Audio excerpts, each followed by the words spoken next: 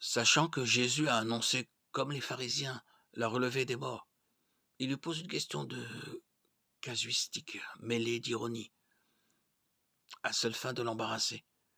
C'est un vrai cas d'école tel qu'on aime les disséquer chez les juifs religieux.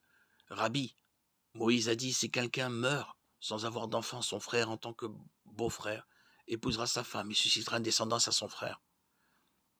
Or,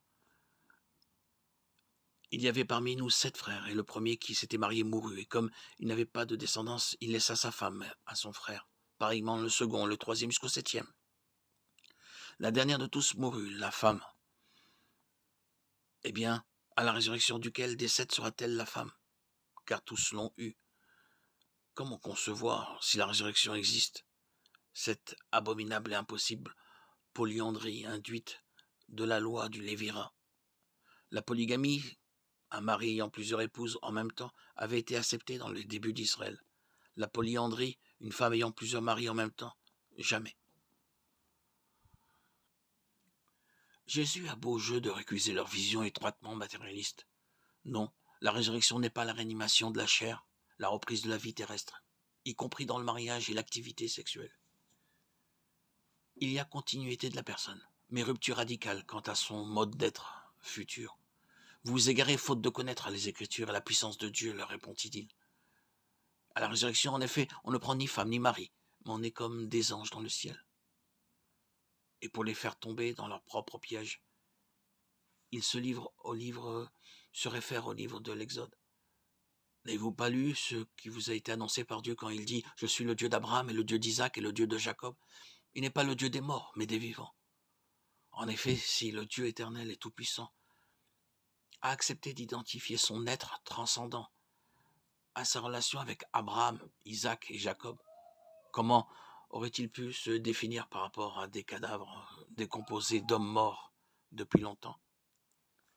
La parabole des vignerons homicides, inspirée du chant de la vigne d'Isaïe contre l'ingratitude du peuple choisi, semble bien être la réponse de Jésus aux polémiques des Sadducéens.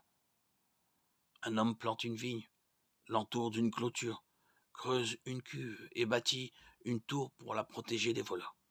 Puis, il loue sa propriété en métaillage à des vignerons et part en voyage. La récolte venue, il leur délègue un de ses esclaves prendre la part de la production lui revenant. Mais au lieu de l'accueillir, les exploitants se saisissant de lui le battent et le renvoient les mains vides. De nouveau, le propriétaire leur adresse un autre esclave. Il le frappe à la tête et le traite avec mépris. Un autre encore vient, il est tué. Le maître leur dépêche alors son fils bien-aimé, pensant qu'ils le respecteront. Mais les vignerons usurpateurs se disent « Voilà l'héritier, allons-y, tuons-le et l'héritage sera à nous. » Que fera le seigneur de la vigne? Demande Jésus. Que fera-t-il de ces vignerons?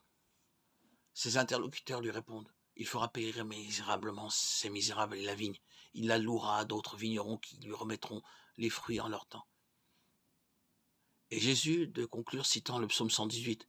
N'avez-vous jamais lu dans les Écritures la pierre qu'avaient rejetée les bâtisseurs, c'est elle qui est devenue la pierre d'angle. C'est du Seigneur que cela est venu. Et c'est merveille à nos yeux. Voilà pourquoi je vous dis que le royaume de Dieu vous sera enlevé et qu'il sera donné à une nation qui en rendra les fruits. Avis aux grands prêtres et à leurs partisans.